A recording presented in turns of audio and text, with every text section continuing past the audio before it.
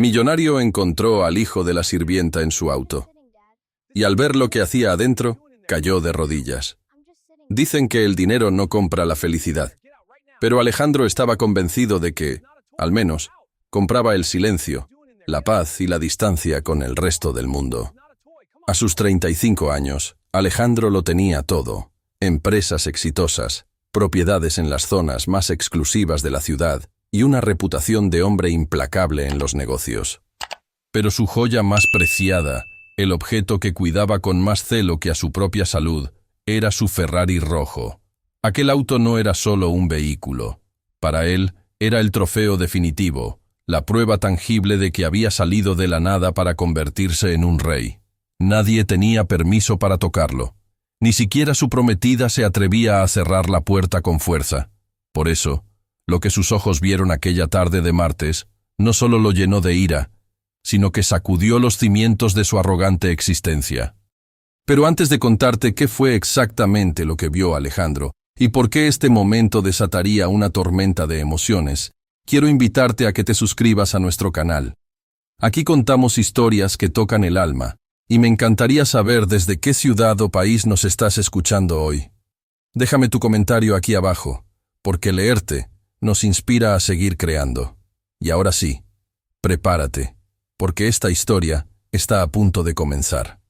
Era una tarde sofocante, de esas en las que el calor parece emanar del asfalto y distorsionar el aire. Alejandro llegó a su mansión más temprano de lo habitual. Le dolía la cabeza. Había tenido una reunión terrible con unos inversores que no entendían su visión, y lo único que deseaba era llegar a su refugio, servirse un trago de whisky añejo y encerrarse en su despacho con el aire acondicionado al máximo. Al cruzar el enorme portón de hierro forjado que separaba su propiedad de la realidad de la calle, sintió ese ligero alivio que le daba saberse dueño de todo lo que pisaba. Condujo su camioneta de diario hacia el garaje lateral, dejando el espacio principal para su bestia, el Ferrari, que descansaba bajo techo, siempre inmaculado, siempre brillante, como una fiera dormida esperando a su amo. Sin embargo, al bajar de la camioneta, algo le llamó la atención. El silencio habitual de la casa estaba roto por un sonido muy leve, casi imperceptible. No era el viento, ni eran los pájaros. Alejandro frunció el ceño, molesto.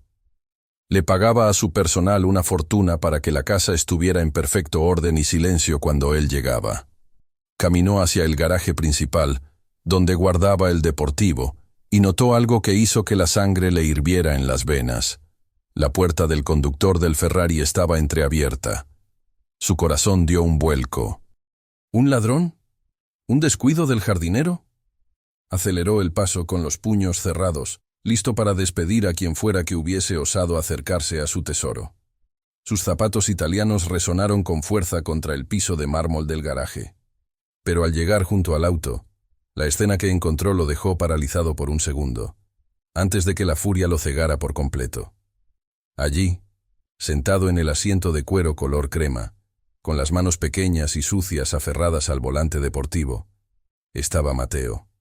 Mateo era el hijo de Rosa, la empleada doméstica que llevaba trabajando en la mansión apenas 6 meses.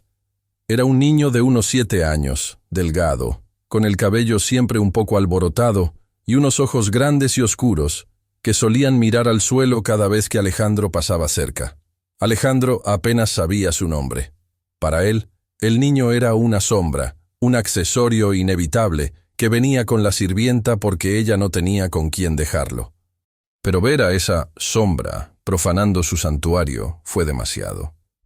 El niño no estaba jugando a conducir de la manera habitual, haciendo ruidos de motor con la boca o riéndose. No. Mateo tenía los ojos cerrados con fuerza, el ceño fruncido en una expresión de concentración dolorosa, y sus labios se movían susurrando algo que Alejandro no alcanzaba a escuchar desde afuera. Sus zapatillas de tela, gastadas, y con la suela llena de polvo del jardín, estaban apoyadas directamente sobre las alfombras personalizadas del vehículo. Esas alfombras costaban más de lo que la madre del niño ganaba en un año entero. La imagen era un insulto a todo lo que Alejandro representaba.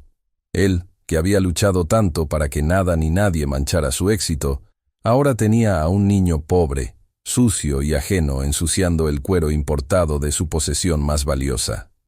«¿Pero qué demonios crees que estás haciendo?». El grito de Alejandro retumbó en las paredes del garaje como un disparo. El efecto en el niño fue inmediato y desgarrador. Mateo abrió los ojos de golpe, desorbitados por el pánico. Su pequeño cuerpo se sacudió violentamente, como si hubiera recibido una descarga eléctrica. Soltó el volante como si quemara y se encogió contra el respaldo del asiento, tratando de hacerse invisible, tratando de desaparecer en la tapicería. Alejandro no le dio tiempo a reaccionar. Ciego de rabia, abrió la puerta del auto con violencia y agarró al niño por el brazo. No le importó lo frágil que se sentía aquel bracito bajo su mano fuerte. En ese momento, Alejandro no veía a un niño asustado. Veía a un intruso, a un vándalo. «¡Bájate de mi auto ahora mismo!», rugió, tirando de él hacia afuera. Mateo tropezó al salir, cayendo de rodillas sobre el duro suelo del garaje. No lloró inmediatamente. El miedo era tan grande que le había robado la voz. Se quedó allí, temblando como una hoja en medio de una tormenta, mirando hacia arriba, hacia la figura imponente y furiosa de Alejandro, que parecía un gigante dispuesto a aplastarlo. «¿Quién te dio permiso? ¿Eh?». Alejandro se inclinó sobre él, señalando el interior del auto con un dedo acusador. «¿Tienes idea de lo que cuesta esto? ¡Mírate! ¡Estás lleno de tierra! ¡Has ensuciado todo!». Alejandro pasó la mano por el asiento del conductor, buscando frenéticamente algún rasguño, alguna mancha irreparable.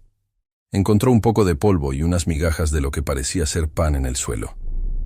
Eso fue la gota que derramó el vaso.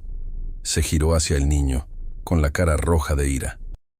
«Eres un maleducado, un pequeño delincuente», le gritó, sin medir sus palabras ni el daño que estaban causando en la mente del pequeño. «Seguro querías robarte algo, ¿verdad?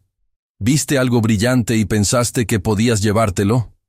Mateo negó con la cabeza frenéticamente, con los ojos llenos de lágrimas que por fin empezaban a desbordarse, dejando surcos limpios en sus mejillas manchadas. Intentó hablar, intentó decir algo, pero de su garganta solo salió un sollozo ahogado, un sonido agudo y triste que habría ablandado el corazón de cualquiera, menos de Alejandro en ese momento. «No me mientas», continuó el millonario, alimentando su propia indignación. «Gente como tú siempre quiere lo que no es suyo, les damos trabajo, les damos comida, ¿y así es como pagan? ¿Destruyendo lo ajeno?». El eco de los gritos de Alejandro salió del garaje y se coló por las ventanas abiertas de la cocina y el área de servicio. Alejandro sabía que Rosa debía estar cerca, y quería que ella lo escuchara. Quería que todo el mundo supiera que su generosidad tenía un límite y que ese límite acababa de ser cruzado de la peor manera posible. Miró al niño tirado en el suelo, indefenso, y sintió una mezcla de asco y superioridad.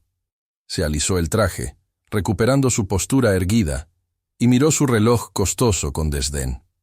«¡Rosa!», gritó hacia la casa, con una voz que prometía consecuencias terribles. «Rosa, ven aquí ahora mismo». Mateo, al escuchar el nombre de su madre, se cubrió la cara con las manos y se hizo un ovillo en el suelo, esperando el castigo, esperando el final de su mundo. Alejandro no lo sabía aún, pero aquel niño no estaba allí por curiosidad, ni por travesura, y mucho menos por codicia.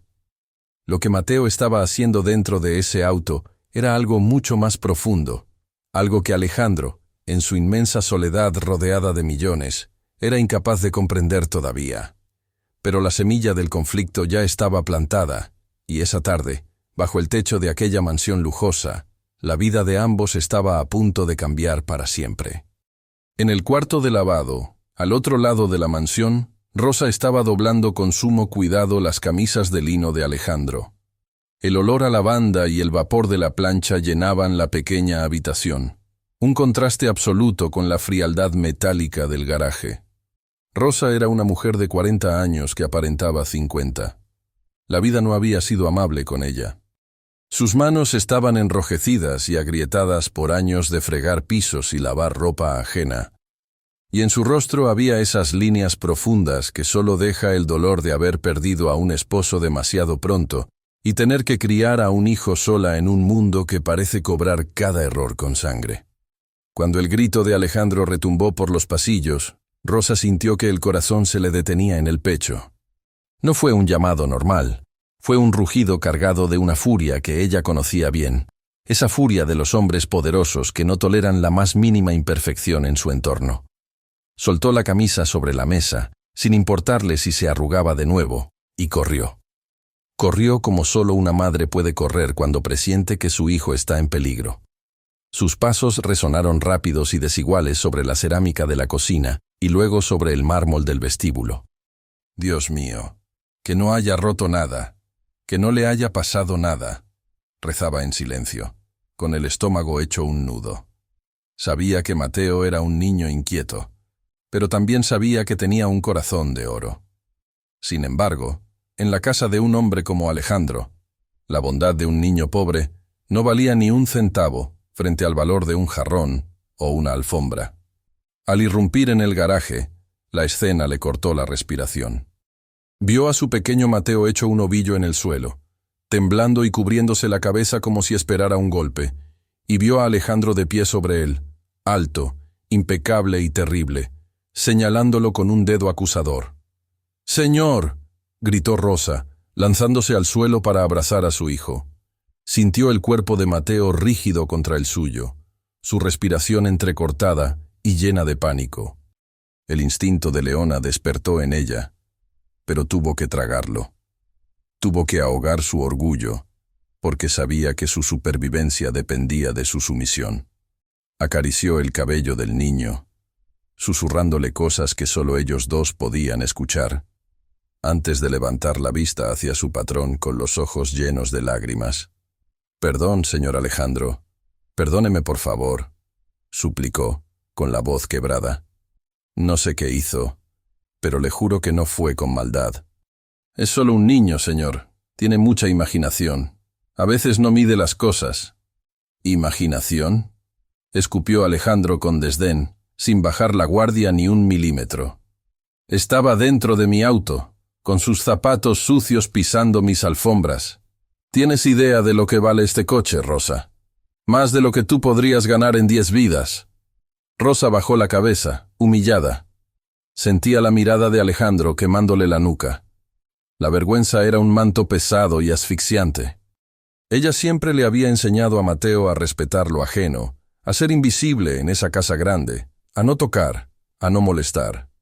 «Lo siento mucho, señor. Yo me descuidé un segundo doblando su ropa. Le juro que voy a limpiar todo. Si ensució algo, yo lo dejo como nuevo. Me quedaré toda la noche si hace falta. Pero por favor, no se enoje con él». Alejandro soltó una risa seca, carente de humor. «¿Limpiar?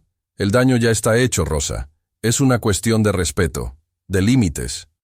Y parece que ustedes no entienden ninguno de los dos». Rosa apretó a Mateo más fuerte contra su pecho. El niño sollozó en su hombro, mojando su uniforme. En ese garaje inmenso, rodeados de lujo y máquinas perfectas, la imagen de esa madre y ese hijo abrazados en el suelo era el retrato vivo de la vulnerabilidad. Pero para Alejandro, en ese momento, solo eran una mancha en su paisaje perfecto, un problema que necesitaba ser eliminado para recuperar su paz. Y Rosa, con el terror helándole la sangre, sabía que lo peor todavía no se había dicho. Para un hombre como Alejandro, acostumbrado a que el mundo girara al ritmo de sus deseos, las lágrimas de una madre no eran más que una molestia, un ruido de fondo que interfería con su tranquilidad. Él no veía el dolor en los ojos de Rosa. Solo veía la incompetencia de una empleada que no había sabido controlar a su hijo.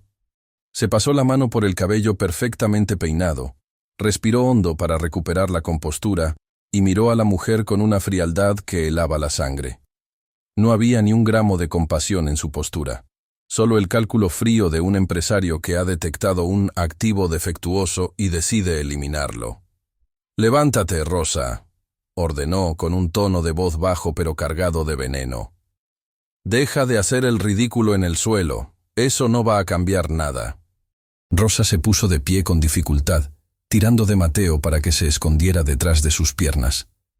El niño seguía sollozando en silencio, con la cara pegada a la falda del uniforme de su madre, como si quisiera fundirse con ella y desaparecer de la vista del ogro. «Señor, por favor», intentó decir ella de nuevo, pero Alejandro levantó una mano para callarla. «No quiero escuchar más, por favores, Rosa. Estoy harto». Alejandro caminó alrededor del Ferrari, inspeccionándolo una vez más como si buscara una excusa para justificar lo que estaba a punto de hacer. «Hoy lo encuentro sentado aquí. ¿Y mañana qué? ¿Mañana faltará dinero de mi cartera? ¿Desaparecerán joyas de la caja fuerte?» Esa acusación golpeó a Rosa más fuerte que una bofetada. Su pobreza no era sinónimo de deshonestidad. Podían faltarles muchas cosas, zapatos nuevos, juguetes, a veces incluso una cena completa, pero nunca, jamás, les había faltado la dignidad. «No, señor», exclamó ella, olvidando por un segundo su miedo ante la indignación. «Mi hijo no es un ladrón. Mateo es un niño bueno. Jamás tomaría nada que no es suyo. Le he enseñado el temor de Dios y el respeto. No me ofenda de esa manera». Alejandro la miró con una sonrisa burlona, una de esas sonrisas que duelen más que los gritos. «Todos dicen lo mismo, Rosa. Mi hijo es un santo, es un buen chico. Pero la realidad es que la necesidad tiene cara de hereje. Y ustedes tienen demasiada necesidad. No puedo confiar en gente que mira mis cosas con tanta hambre.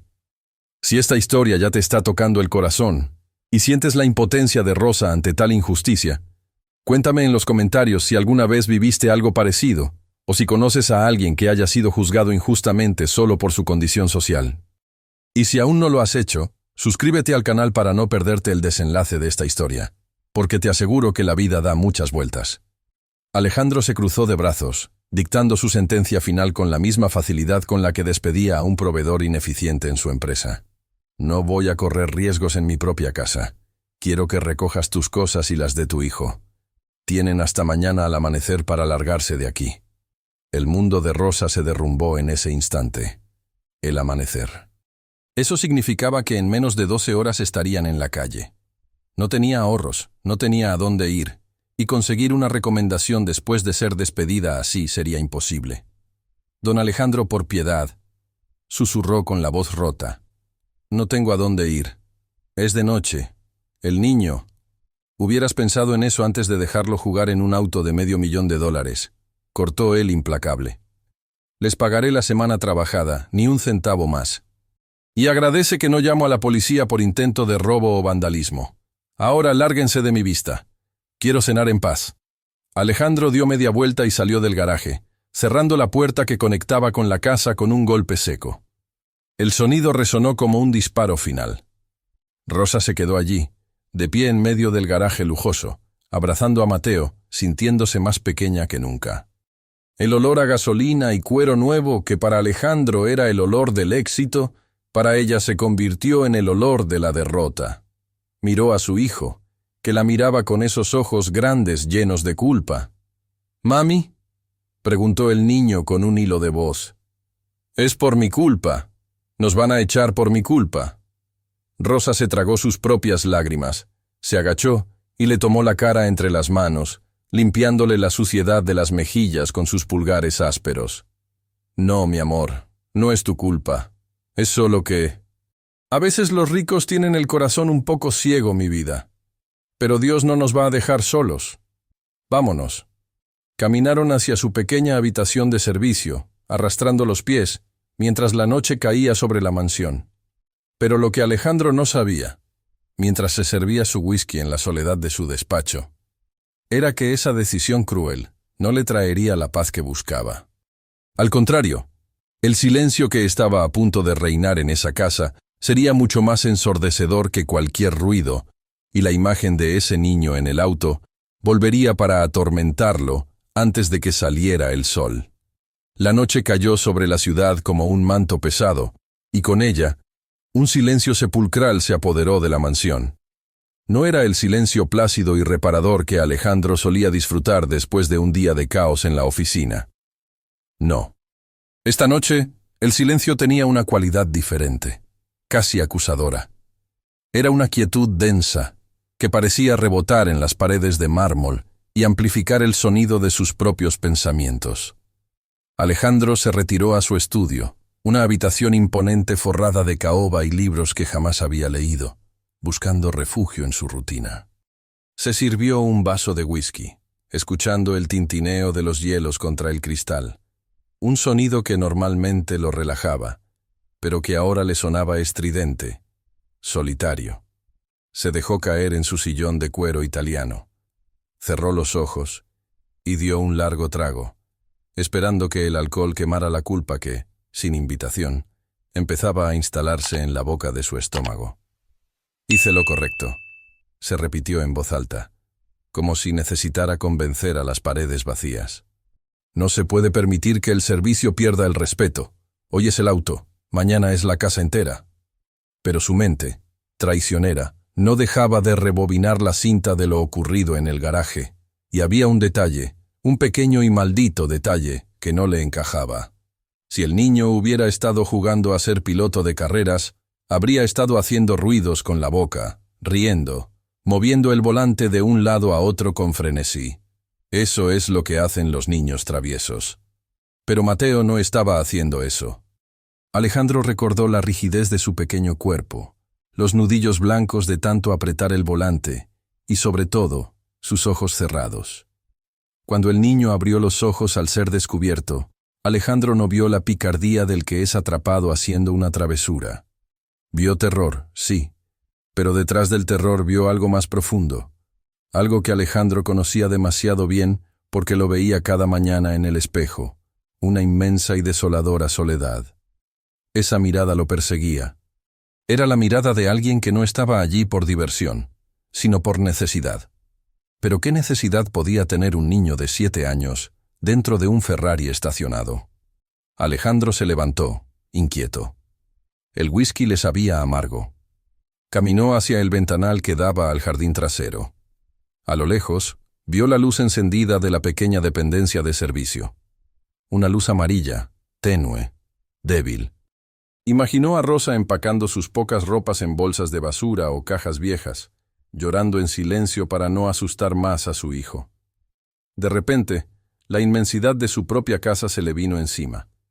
Tenía 500 metros cuadrados de construcción, techos de doble altura, obras de arte y muebles de diseñador. Pero estaba completamente solo. Nadie lo esperaba. Nadie le preguntaba cómo le había ido.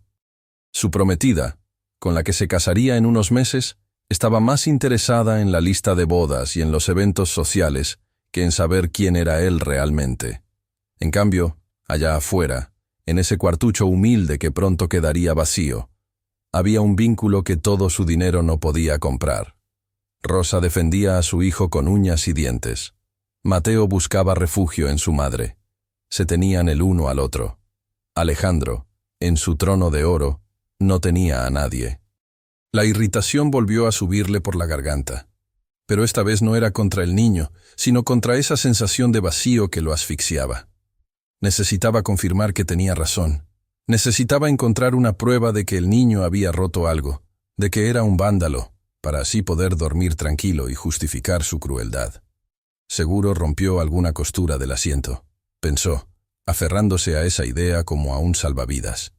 O rayó el cuero con algún juguete. Impulsado por una mezcla de curiosidad mórbida y la necesidad de acallar su conciencia, Alejandro dejó el vaso sobre el escritorio y salió del estudio. Sus pasos resonaron por el pasillo vacío, mientras se dirigía nuevamente hacia el garaje. No iba a disculparse, se decía a sí mismo. Solo iba a inspeccionar los daños.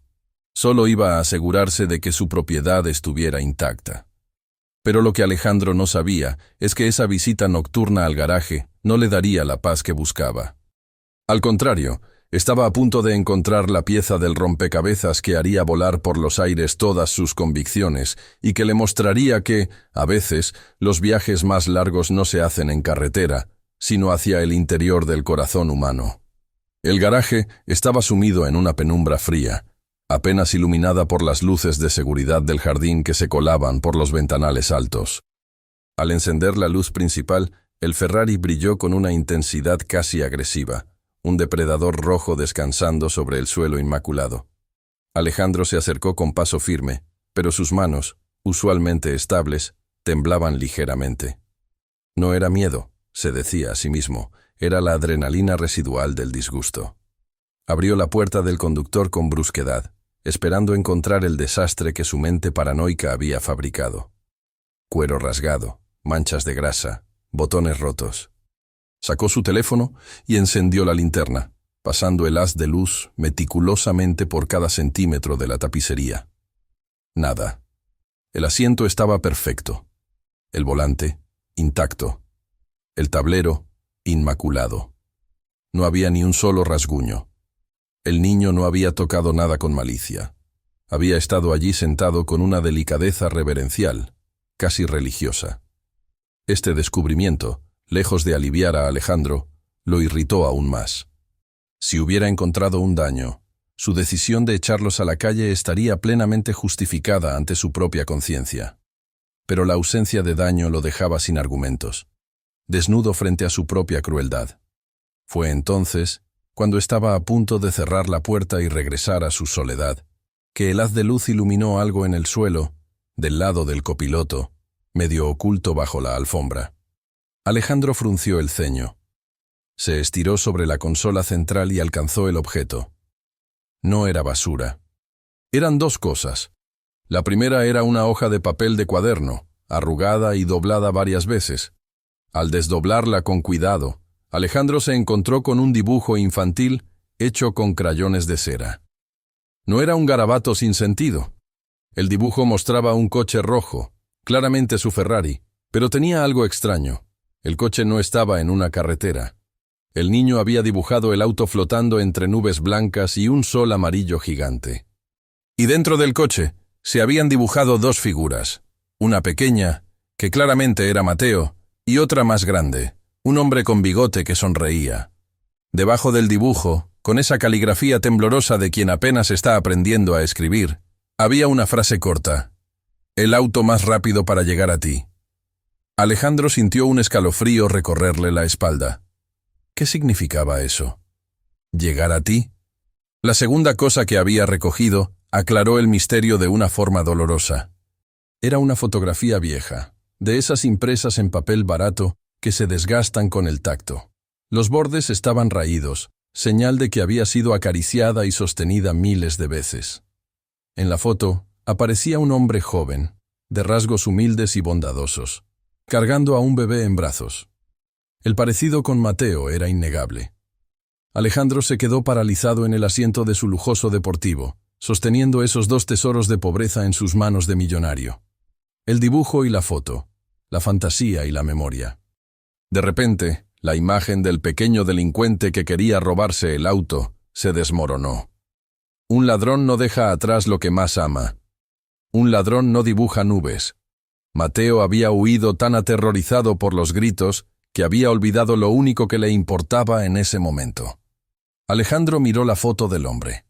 Había una cinta negra pequeña dibujada con bolígrafo en una esquina de la foto. Una señal de luto. El silencio del garaje se volvió pesado. Alejandro apagó la linterna del celular, quedándose solo con la luz del techo. Miró el dibujo una vez más. El auto más rápido para llegar a ti. Una incomodidad nueva se instaló en su pecho. Una duda punzante que no lo dejaba respirar bien. No sabía exactamente qué estaba pasando, pero por primera vez en toda la noche, la certeza de tener la razón se le escapó entre los dedos. ¿Y si había cometido un error terrible? ¿Y si ese niño no buscaba el auto, sino lo que el auto podía hacer? Guardó el dibujo y la foto en el bolsillo de su saco, sintiendo que pesaban más que un lingote de oro, y miró hacia la puerta de la casa. No podía echarlos al amanecer. No todavía. Necesitaba saber. Necesitaba entender qué clase de viaje intentaba hacer ese niño sin siquiera encender el motor. El amanecer llegó con una luz grisácea y fría, como si el propio cielo compartiera la tristeza que se respiraba en la pequeña habitación de servicio. Rosa no había pegado un ojo en toda la noche. Sus ojos estaban hinchados y rojos, y sus movimientos eran lentos, pesados por la derrota. Había empacado sus pocas pertenencias en 2 maletas viejas y 3 bolsas de plástico. Eso era todo lo que tenían. Mateo, sentado en el borde de la cama, balanceaba sus pies con la mirada perdida, sintiendo la culpa pesarle en los hombros como una mochila llena de piedras. A las 7 en punto, hora en que Alejandro solía bajar a desayunar antes de irse a la oficina, Rosa se presentó en la cocina, pero no para preparar el café, sino para entregar las llaves. Llevaba su ropa de calle, una blusa sencilla y desgastada, y sostenía la mano de Mateo con fuerza. Cuando Alejandro entró en la cocina, impecable en su traje de diseñador, el silencio se hizo denso. Se detuvo al ver las maletas junto a la puerta trasera. Rosa bajó la cabeza. «Buenos días, señor», dijo ella con un hilo de voz. Ya nos vamos.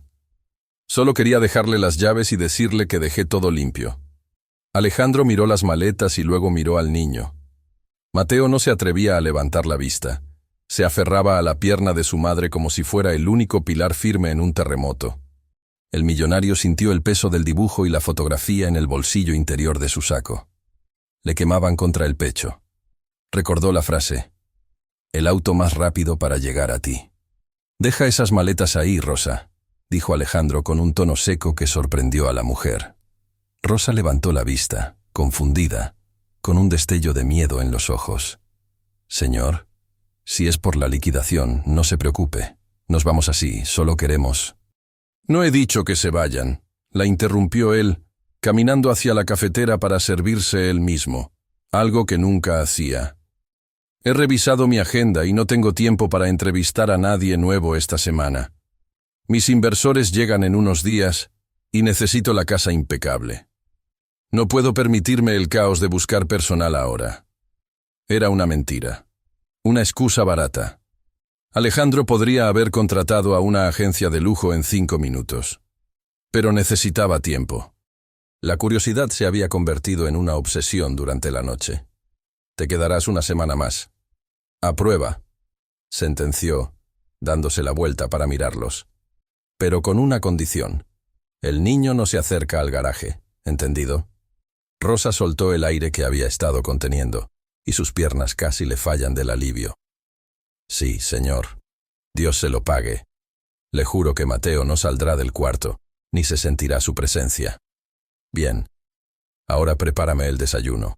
Tengo prisa». Alejandro salió de la cocina, pero no se fue a la oficina. Llamó a su secretaria y canceló sus reuniones de la mañana, alegando un asunto personal urgente. Se encerró en su despacho, pero no para trabajar. Desde la ventana de su estudio, tenía una vista perfecta del patio trasero y del pequeño jardín, donde a veces Rosa dejaba jugar a Mateo mientras ella limpiaba los ventanales. Pasó la mañana observando. Se sentía ridículo, como un espía en su propia casa, pero no podía evitarlo. Vio a Rosa trabajar con el doble de energía, impulsada por el miedo a perder esa segunda oportunidad. Y vio a Mateo. El niño no jugaba. Salió al jardín con un cuaderno y se sentó en el pasto, mirando hacia el cielo. Alejandro tomó unos binoculares que usaba para ver carreras de caballos y enfocó al niño. Mateo no estaba dibujando garabatos al azar. Estaba dibujando nubes, muchas nubes. Y cada cierto tiempo, dejaba el lápiz, miraba hacia arriba y movía los labios, como si estuviera conversando con alguien invisible que flotaba allá arriba, en lo azul. Luego, Alejandro vio algo que le estrujó el corazón. Mateo metió la mano en su bolsillo, buscando algo con desesperación. Sacó el forro del bolsillo, buscó en el otro. Se levantó y miró alrededor en el pasto. Su carita se transformó en una máscara de angustia pura. Estaba buscando la foto y el dibujo que había perdido en el auto. El niño empezó a llorar en silencio, un llanto de pérdida profunda, no de berrinche. Se abrazó a sí mismo, mirando hacia el garaje a lo lejos, sabiendo que tenía prohibido acercarse, sabiendo que lo que más amaba se había quedado atrapado en la bestia roja del patrón. Alejandro bajó los binoculares. Ya no podía seguir fingiendo indiferencia. No se trataba de un juego.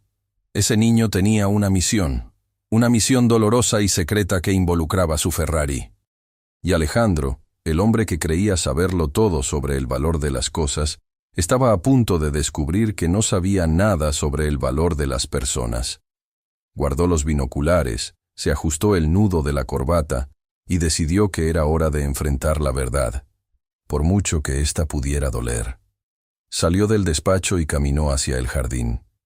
Alejandro cruzó el jardín con pasos lentos, sintiendo que cada metro que avanzaba aumentaba el peso en su pecho. El césped, perfectamente cortado, amortiguaba sus pisadas, por lo que Mateo no notó su presencia hasta que la sombra del millonario se proyectó sobre él, cubriendo su pequeño cuerpo y el cuaderno abierto. El niño se tensó de inmediato. Su reacción instintiva fue encogerse, protegiendo su cabeza con los brazos, como un animalillo acostumbrado a recibir golpes en lugar de caricias. Esa imagen, ese terror puro en un niño tan pequeño, fue la primera grieta real en la armadura de Alejandro. «No te voy a hacer daño», dijo Alejandro. Su voz salió ronca, desconocida para él mismo. No era la voz del jefe implacable, era la voz de un hombre que empieza a dudar de todo lo que cree saber. Mateo bajó los brazos lentamente y levantó la vista.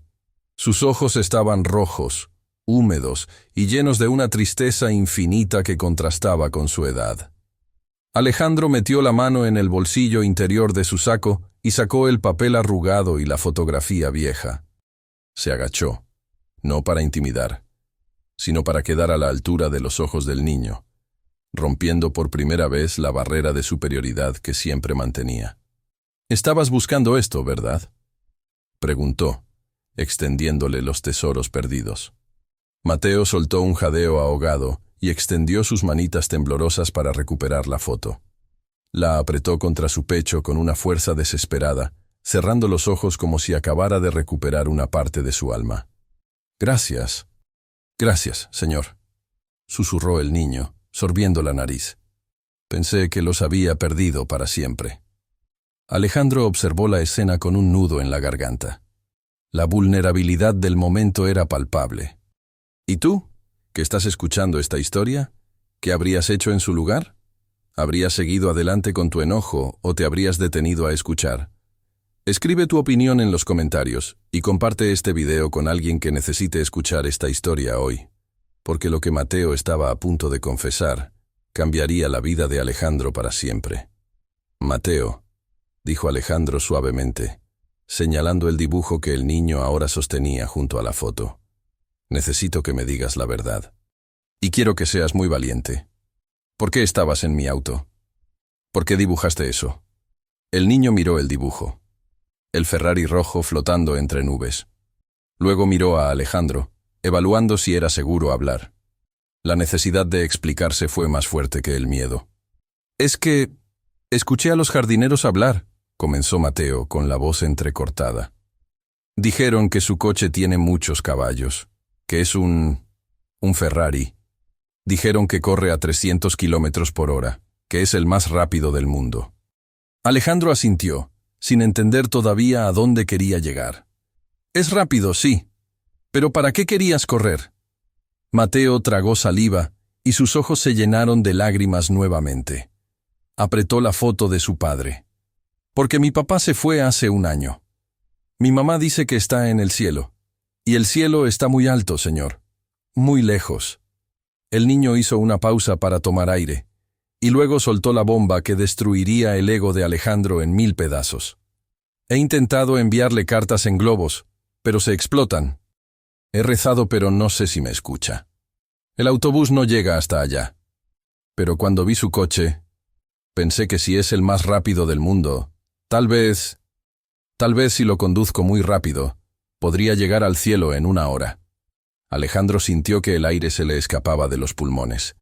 El mundo se detuvo. «¿Querías ir al cielo?», preguntó Alejandro con la voz quebrada. «Solo un ratito», se apresuró a aclarar Mateo, pensando que lo regañarían. «No quería robarlo, se lo juro. Solo quería subir, ver a mi papá, darle un abrazo y pedirle que hable con Dios para que ayude a mi mamá, porque ella llora todas las noches pensando que no la escucho. Y luego Luego yo traería el coche de vuelta antes de que usted llegara.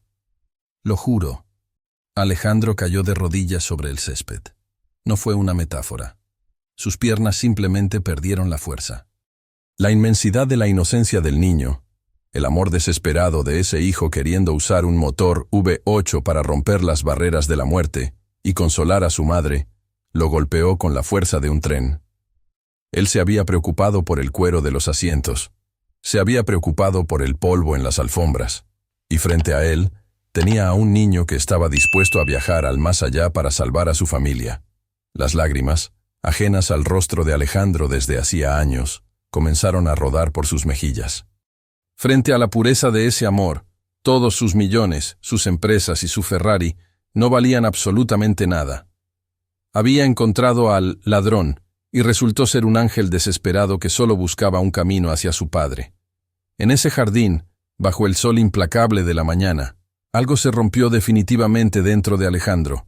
No fue el estrés, ni el cansancio, fue la coraza de orgullo que había construido ladrillo a ladrillo durante años para protegerse del mundo. Al ver a Mateo allí parado, con su dibujo arrugado y esa esperanza imposible brillando en sus ojos húmedos, Alejandro se sintió el hombre más pobre de la tierra. Mateo, asustado por ver al patrón de rodillas y llorando, dio un paso atrás. En su inocencia, pensó que quizás había dicho algo malo, que su fantasía de ir al cielo había ofendido al dueño del auto. «Perdón», susurró el niño. «No llore, señor. Ya no voy a tocar el coche. Se lo prometo». Esas palabras fueron como cuchillos para Alejandro. Se secó las lágrimas bruscamente con el dorso de la mano y por primera vez en su vida hizo algo que jamás imaginó. Extendió los brazos y envolvió al niño en un abrazo torpe pero sincero. Fue un abrazo rígido al principio, el de un hombre que había olvidado cómo consolar, pero que se suavizó cuando sintió el corazón acelerado del pequeño contra su pecho. «No tienes que pedir perdón, Mateo», le dijo con la voz ronca, mirándolo a los ojos. «El que tiene que pedir perdón soy yo. Tú eres un niño increíble». Alejandro se puso de pie, sacudiéndose el polvo de los pantalones, pero ya no le importaba si el traje de $3,000 se había manchado de pasto. Le devolvió el cuaderno al niño y le revolvió el cabello con una ternura desconocida. «Vuelve con tu mamá, campeón, y dile que hoy no tiene que preocuparse por nada». Cuando Mateo corrió hacia la casa, Alejandro se quedó allí unos minutos más, respirando hondo, sintiendo que el aire tenía un sabor diferente. Entró a la mansión y caminó directo al baño de visitas. Se mojó la cara con agua fría y se miró al espejo. Lo que vio lo horrorizó. El espejo le devolvía la imagen de un hombre exitoso, guapo, impecable y absolutamente vacío. Tenía cuentas bancarias repletas, pero el alma en números rojos. Tenía un garaje lleno de máquinas potentes, pero no tenía a nadie a quien quisiera visitar con la urgencia con la que Mateo quería ver a su padre.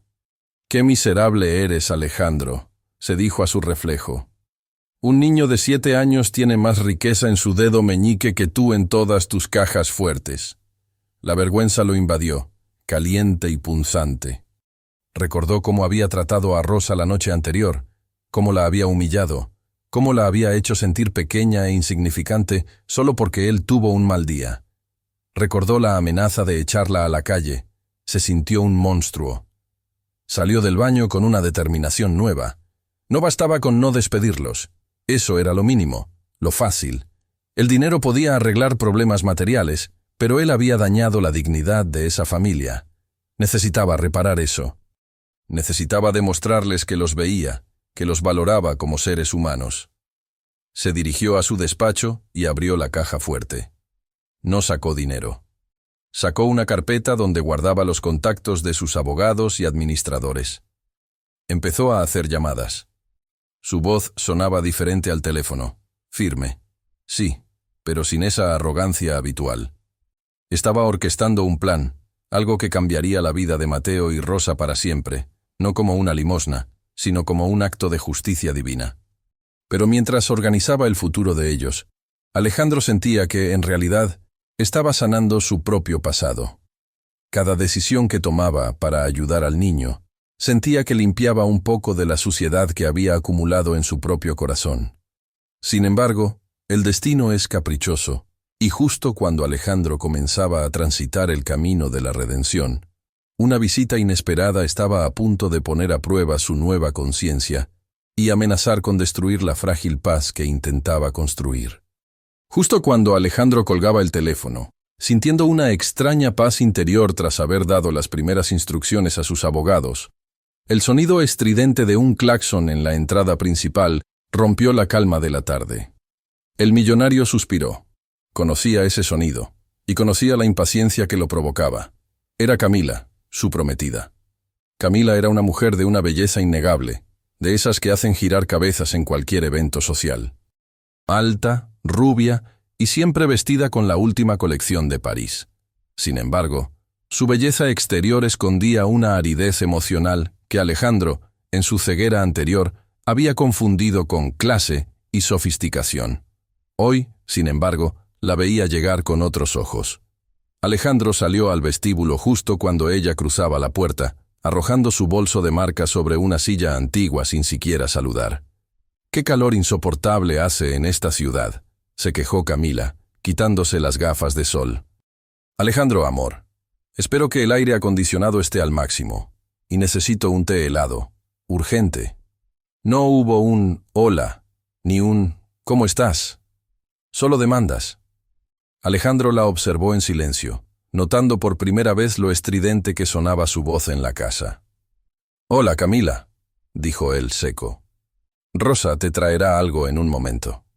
En ese instante, Rosa apareció desde la cocina, con la cabeza baja, trayendo una bandeja con agua y frutas, anticipándose a los deseos de la visita como buena empleada. Detrás de ella, asomándose tímidamente por el marco de la puerta, estaba Mateo. El niño tenía en sus manos un pequeño cochecito de madera, viejo y despintado, probablemente el único juguete que había sobrevivido a sus mudanzas. Camila tomó el vaso de agua sin dar las gracias, y al girarse, sus ojos se posaron en el niño. Su expresión cambió de inmediato, pasando de la indiferencia al disgusto absoluto, como si hubiera encontrado una cucaracha en su ensalada. «Alejandro, ¿me puedes explicar qué hace ese niño ahí parado mirándome?», preguntó con desdén, señalando a Mateo con una uña perfectamente manicurada. «Me pone nerviosa. ¿No tienen una guardería o un cuarto donde encerrarse?». Rosa se tensó, y su instinto fue empujar suavemente a Mateo hacia atrás para esconderlo. «Lo siento, señorita Camila», dijo Rosa con voz temblorosa. «Él no molesta, es muy tranquilo». «No me importa si es tranquilo», interrumpió Camila caminando hacia ellos con paso amenazante. «Esta casa no es un parque infantil, y menos para gente como ustedes. Se ve sucio». Mateo, asustado por el tono agresivo de la mujer, dio un paso atrás, y en su nerviosismo, el pequeño cochecito de madera se le resbaló de las manos, cayendo al suelo y rodando hasta detenerse justo frente a los zapatos de tacón de aguja de Camila. El silencio que siguió fue gélido. Camila miró el juguete a sus pies, luego miró al niño, y una sonrisa cruel se dibujó en sus labios. «Vaya, qué porquería», dijo. Y entonces, con una frialdad calculada, levantó su pie y dejó caer el tacón con fuerza sobre el cochecito de madera. El sonido de la madera crujiendo fue seco y doloroso. El juguete se partió en dos. Mateo soltó un grito ahogado, llevándose las manos a la boca. Rosa se cubrió el rostro, horrorizada, pero demasiado asustada para intervenir. «Ups», dijo Camila, sin un ápice de arrepentimiento, pateando los restos del juguete hacia un lado. «Deberían tener más cuidado con su basura. Alejandro, dile a esta mujer que limpie esto inmediatamente. No quiero astillas en mi suela». Alejandro, que había observado toda la escena desde las escaleras, sintió una oleada de calor subirle por el cuello. No era la misma ira que había sentido el día anterior contra Mateo. Era una furia nueva, una indignación justa y poderosa. Vio las lágrimas silenciosas del niño mirando su juguete roto, ese juguete que seguramente valía para él más que todas las joyas que Camila llevaba puestas. En ese momento, la venda se cayó por completo. Alejandro vio a la mujer con la que planeaba casarse, Y no vio futuro, vio oscuridad. Vio la misma crueldad que él había estado a punto de ejercer, pero amplificada y sin remordimientos. Y supo, con una certeza absoluta, que no podía permitir que esa mujer siguiera ni un minuto más en su vida, ni mucho menos humillando a las personas que, apenas unas horas antes, le habían enseñado el verdadero significado del amor. Alejandro bajó el último escalón. Sus pasos resonaron firmes, decididos. La tormenta estaba a punto de estallar, pero esta vez el rayo caería sobre quien realmente lo merecía. ¡Suficiente! La voz de Alejandro resonó en el vestíbulo con la autoridad de un trueno, pero esta vez no había odio en su tono, sino una firmeza inquebrantable. Bajó los últimos escalones despacio, sin quitarle la vista de encima a Camila, quien se sobresaltó por la interrupción. «Alejandro, cariño, no te pongas así», dijo ella, soltando una risita nerviosa y tratando de restarle importancia al asunto. «Solo es un juguete viejo. Le haré un favor al niño tirando esa basura». Alejandro llegó hasta donde estaban. Se paró entre Camila y la familia de Rosa, creando una barrera física de protección. Miró a su prometida a los ojos y por primera vez vio el vacío absoluto que habitaba en ella. Vio el reflejo de su propia arrogancia pasada y le dio náuseas. «Esa basura», dijo Alejandro, señalando los trozos de madera en el suelo, «tiene más valor que todo lo que llevas puesto, Camila. Porque ese juguete tiene amor, y tú no tienes nada». La mujer abrió la boca, ofendida, con el rostro enrojecido por la indignación. «¿Me estás comparando con una sirvienta y su hijo? ¿A mí? Alejandro, soy tu futura esposa. No seas ridículo». «No», respondió él con una calma helada. «No eres mi futura esposa. Se acabó, Camila. Quiero que te vayas de mi casa, ahora mismo».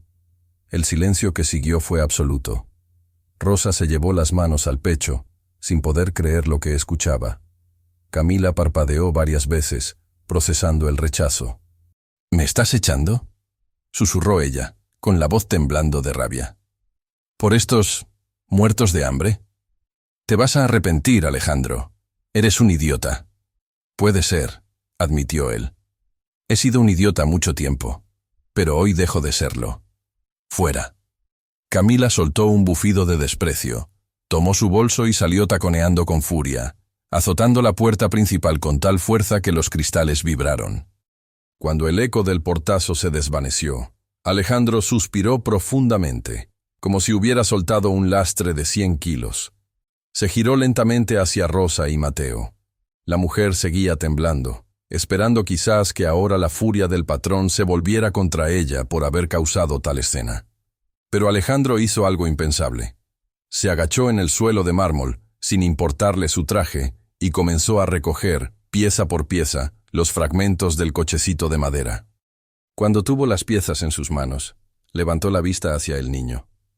«Mateo», dijo suavemente, «lamento mucho lo de tu juguete. Sé que no se puede arreglar con pegamento, y sé que no puedo borrar lo que ella hizo, ni lo que yo te hice ayer». Alejandro se puso de pie y miró a Rosa. Había otros empleados asomados por las puertas de servicio, testigos silenciosos del momento. Alejandro alzó la voz para que todos lo escucharan. «Rosa, te debo una disculpa. No solo por lo de hoy, sino por cómo te traté ayer.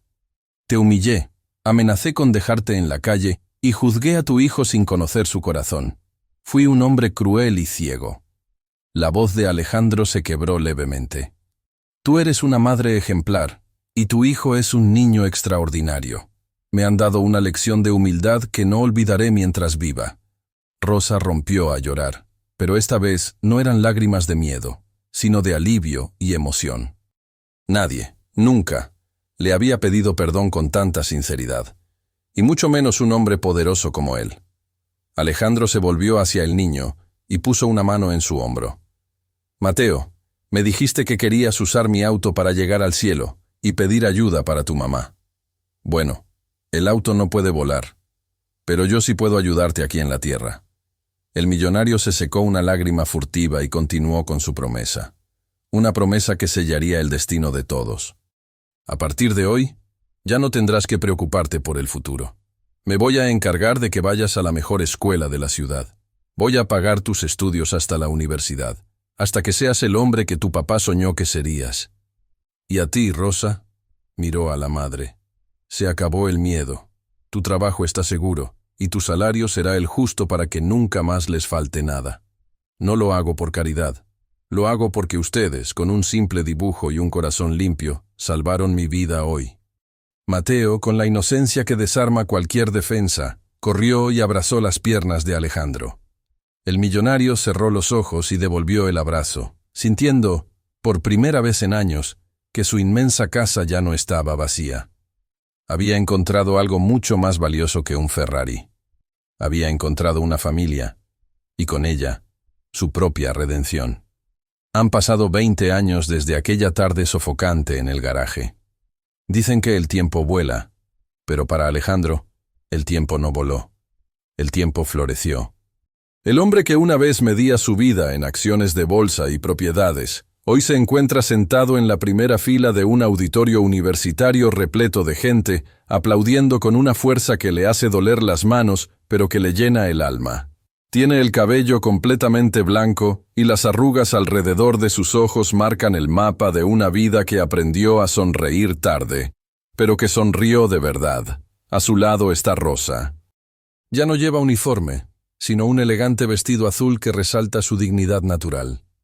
Sus manos, antes maltratadas por el cloro y el trabajo duro, hoy sostienen un pañuelo con el que se seca las lágrimas de orgullo.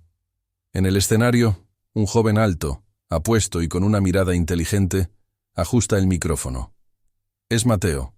Se acaba de graduar con honores como ingeniero automotriz. Quiero dedicar este título a las personas que construyeron el camino para que yo pudiera caminar, dice Mateo con voz firme, buscando entre la multitud. A mi madre, Rosa, que me enseñó que la dignidad no tiene precio. A mi padre, que me cuida desde el cielo. Y a Alejandro.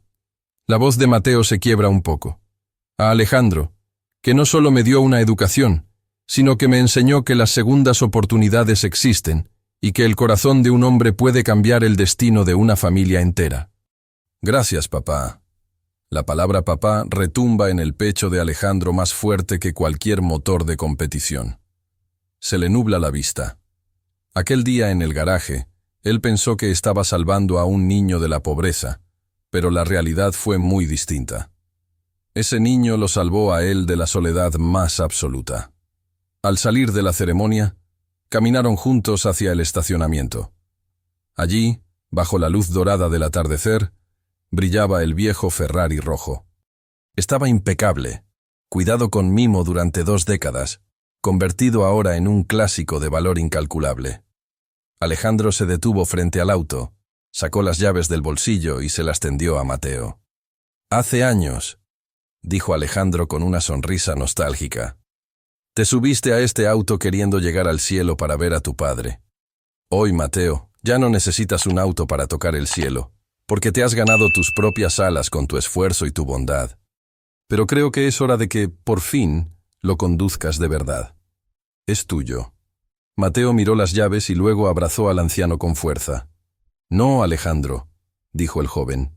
Este auto es nuestro. Sube, yo conduzco. Vamos a casa. Mientras el auto se alejaba por la avenida, rugiendo con elegancia, Alejandro recostó la cabeza en el asiento y cerró los ojos, sintiendo una paz inmensa.